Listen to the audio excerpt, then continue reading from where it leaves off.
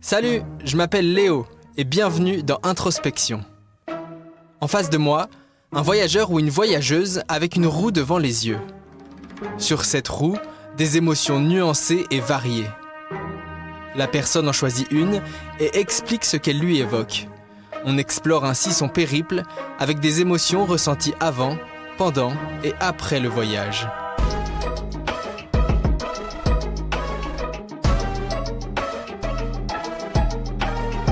Émilie et Ulysse, faire couple à vélo, c'est le 11e épisode d'Introspection. Un podcast Allô la planète.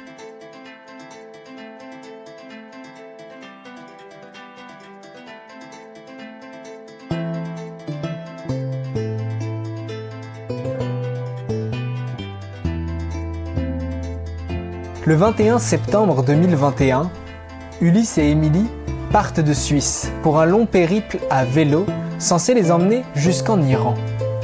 Mais ils ont poursuivi au-delà, jusqu'en Égypte, en pédalant à travers la péninsule arabique. Ensemble, ils nous racontent ce voyage et la façon dont leur couple l'a vécu.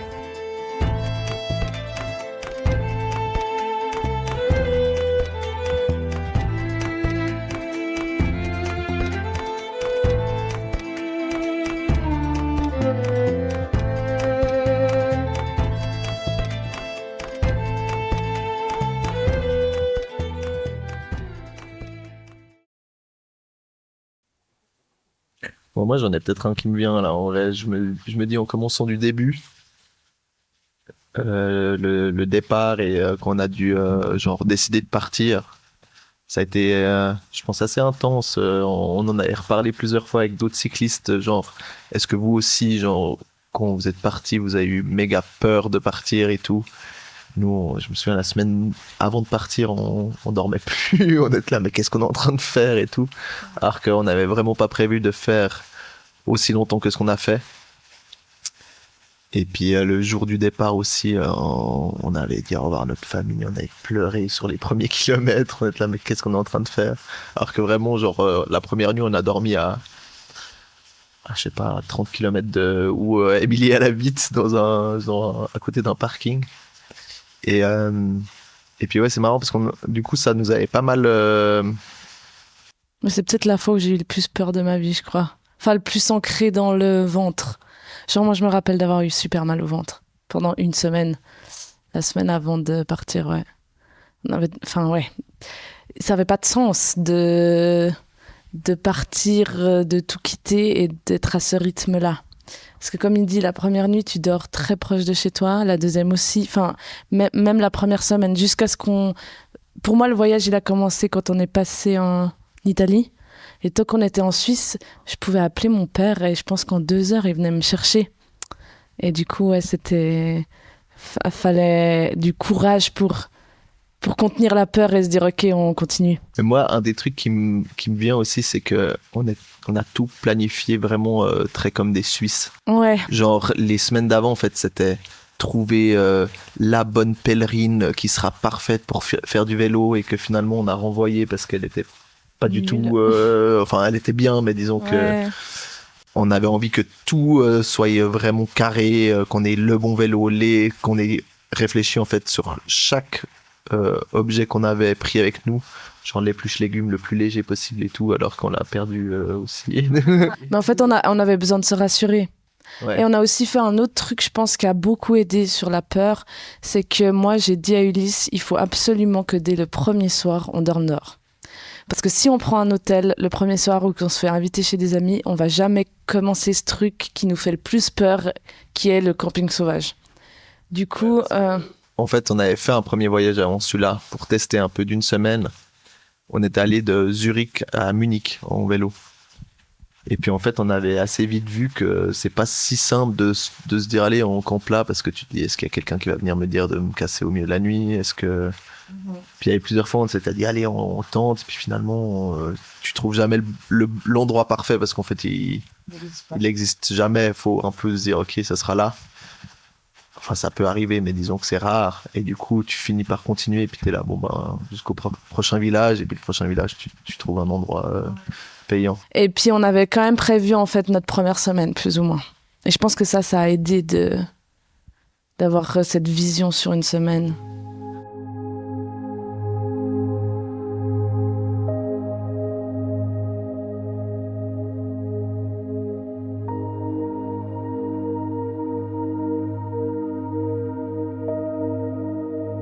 Moi, j'en ai une sur l'optimisme. C'est un peu le contraire de la peur. Moi, j'ai le sentiment que quand on est arrivé en Iran, donc l'Iran, c'était notre but à la base. Quand on est parti de Suisse, on a dit on fait Lausanne-Téhéran. On a su très vite dès qu'on est arrivé en Iran, que ça s'arrêterait pas là. Et à partir de là, et pour toute la péninsule arabique, on a été porté, et on en a parlé plusieurs fois, porté par un optimisme ou un sentiment de on est au bon endroit au bon moment et ça va bien se passer pour nous. Et pourtant, les conditions sociopolitiques étaient vraiment pas avec nous. Donc nous, on est entrés dans le pays un mois avant la mort de Masha Amini, et donc de toutes les manifestations, révoltes, etc. Mais en fait, quand j'y repense aujourd'hui, des fois je me dis mais on était aveugles, on a pris des risques inconsidérés. Mais en fait, si j'y repense, quand on était là-bas, on était vraiment on écoutait notre instinct, et l'instinct il disait que c'était ok, que ça allait bien aller, et on avait un optimisme à toute épreuve. C'est vrai qu'on avait une confiance, je dirais une confiance en ce qui va se passer, qui était assez ouf. Ouais. Parce qu'à chaque fois, c'est vraiment à partir de l'Iran, j'ai l'impression qu'on a eu ce truc. Enfin, déjà un petit peu avant, mais l'Iran, ça a été particulièrement comme ça, où à chaque fois que c'était la merde, en fait, il y avait quelque chose qui se passait, qui faisait que ça devenait quelque chose d'incroyable. Ouais. Et puis, je pense que la culture nous a parlé. Enfin, voilà, quand je dis on était au bon endroit au bon moment, je pense que la culture perse, et après la culture arabe de la péninsule arabique, on s'est juste tellement senti bien là-bas que ça aide à ça. Et en fait, ouais, moi je trouve qu'on était optimistes. Pourtant, il y a vraiment des trucs sur lesquels il y avait de quoi avoir peur, ou trouver pas ça très cool, et on voyait que le bon. Par exemple, je donne un exemple très concret. Aujourd'hui, dans les médias européens et dont suisses, on parle beaucoup de l'Arabie Saoudite à cause du projet sur The Line, qui est controversé sur tellement de sujets, écologiquement, sur les droits de l'homme, etc.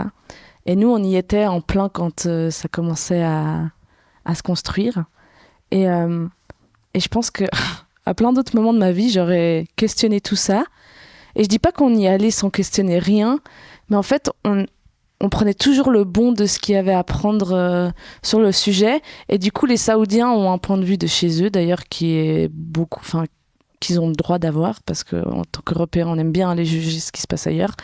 Et en fait, on questionnait pas ça, et on restait juste super positif, et on était trop contents pour eux que The Line puisse un jour exister sous la forme qu'il existera, on n'en sait rien, mais on était super positifs pour tout ce qui nous arrivait et pour tout ce qu'on voyait, alors qu'il y avait vraiment des choses, même la Palestine et l'Israël, ça a été très dur de voir ce qui se passe, mais au fond on est resté dans un truc où je crois que l'humain est quand même bon.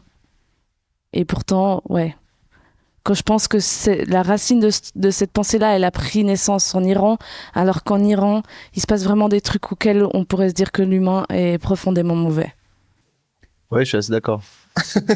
Mais surtout, je crois qu'on a réussi à avoir ça nous a déconstruit tellement de préjugés que du coup on arrivait à aller, au bout d'un moment, on arrivait à aller vers les gens en se disant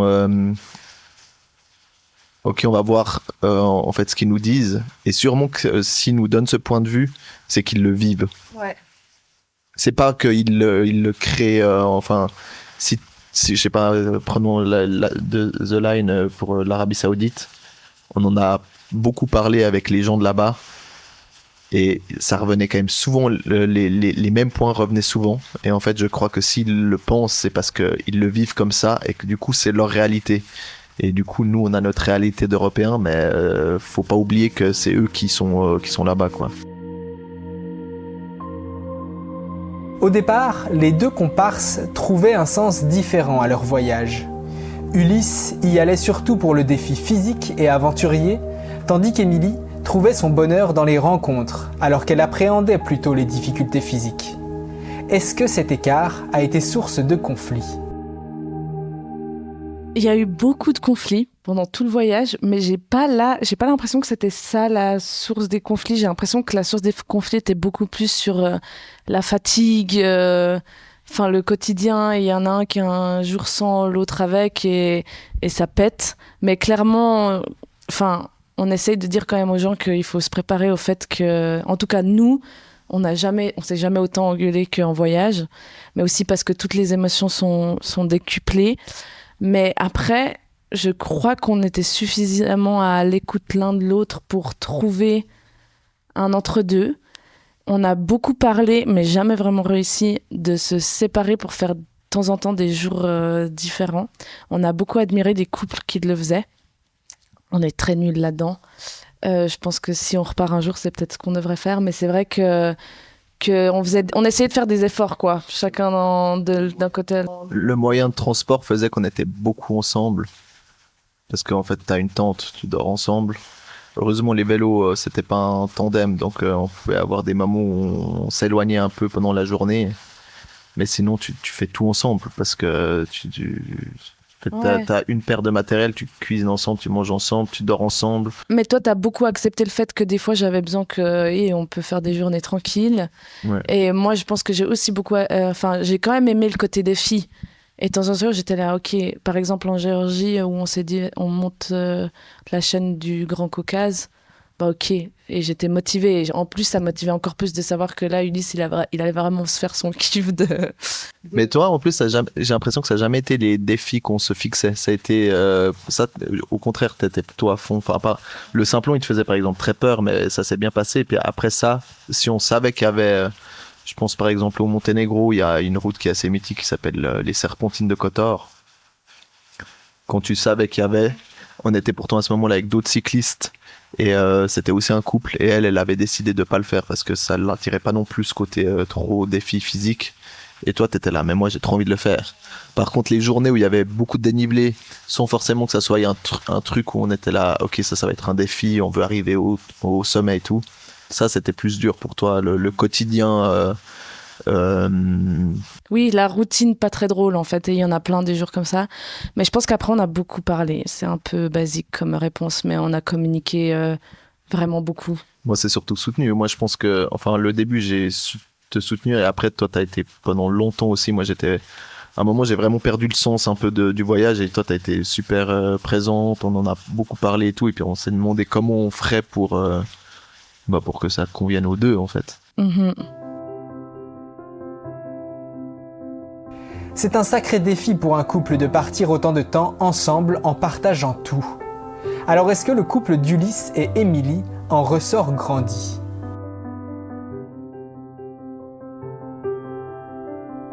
Ah oui. Ah oui.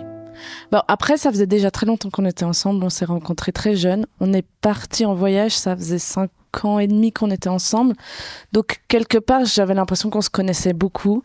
Et en fait, je crois qu'on se connaissait rien. Mais je pense pas que les gens qui ont pas vécu un voyage, ils peuvent se connaître comme on se connaît maintenant.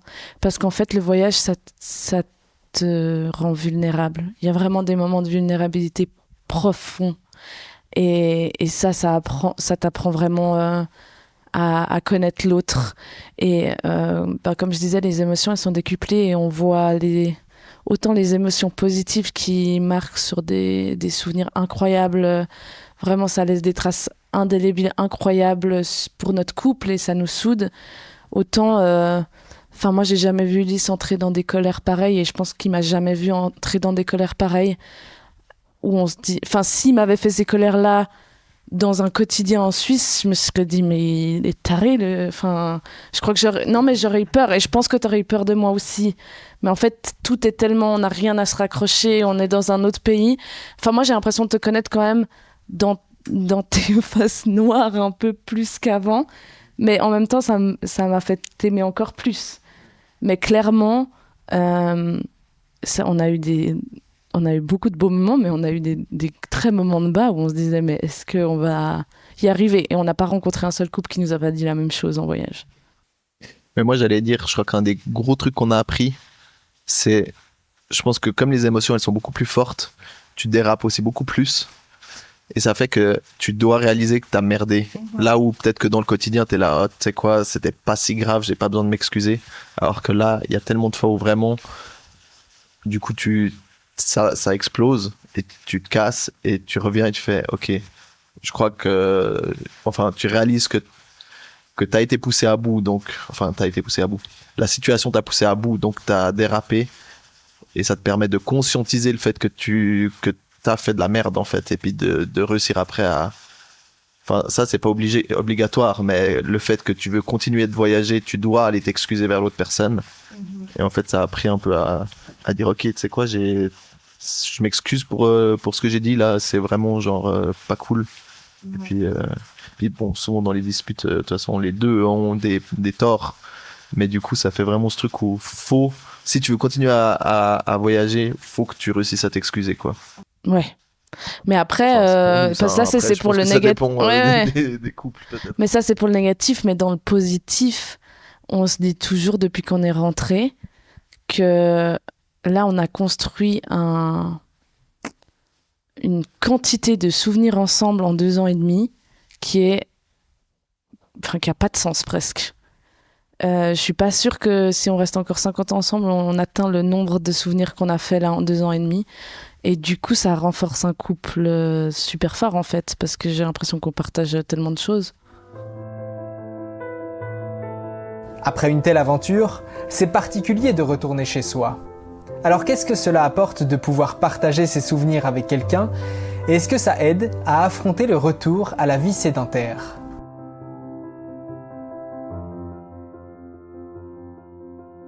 Moi, je pense de pouvoir le partager entre nous, c'est hyper important. Mais j'ai eu, comment dire, par exemple, des occasions comme Festivélo. Je sais pas s'il faut que j'explique un peu ce que c'est, mais en gros, c'est un festival à Lausanne qui est sur le voyage à vélo. Nous, on y a participé. Et ça a été des moments hyper importants pour moi de vraiment pouvoir prendre le temps de raconter ce qu'on a vécu. Parce qu'en fait, c'est rare dans la vie de tous les jours, même si les gens c'est arrivé qu'il y ait des gens très curieux et où tu peux pousser la conversation à un point où tu te dis « Ah, il a l'air de capter ce que j'ai vécu un peu ». Mais sinon, tu montres un peu des photos et puis les gens ils sont là, ah, ça a l'air incroyable, mais t'as pas vraiment l'impression d'avoir partagé ce que t'as vécu sur le moment. Donc je pense de l'avoir effectivement, si t'as voyagé seul et que tu rentres et que t'as personne à qui en parler, bah ça doit être assez bizarre. Ouais, je pense que même on a beaucoup partagé. Mais c'est différent. Ce que je voulais dire, c'est par rapport à Festivélo. C'est différent de le partager qu'entre nous, ce qui est déjà génial, et de pouvoir des fois le partager à d'autres personnes où tu te dis ah j'ai pu un peu transmettre certaines choses que j'ai pu vivre. Mais oui, la sensation que les gens comprennent pas, elle est omniprésente quand tu rentres. Enfin vraiment, les gens te posent une question et tu réponds. Et tu te dis mais il a pas compris ce que ça veut dire pour moi. Enfin et du coup on a cette possibilité de rentrer à la maison et de dire tu te rappelles j'ai parlé de lui ou de lui et ça m'a rappelé que tu te rappelles on se sentait comme ça, donc oui ça fait beaucoup de bien et ça rend le truc réel d'avoir quelqu'un d'autre qui a partagé le souvenir quelque part. J'y pense maintenant hein, mais je me dis si moi j'oublie des bouts, il y a Ulysse qui a les autres bouts et puis ensemble on se rappellera un peu de tout, j'espère.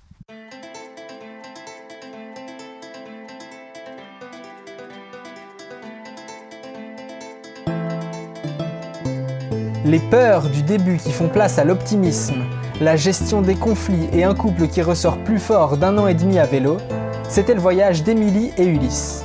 Je suis Léo de Garrigue, merci d'avoir écouté cet épisode d'Introspection, un podcast Allô la planète.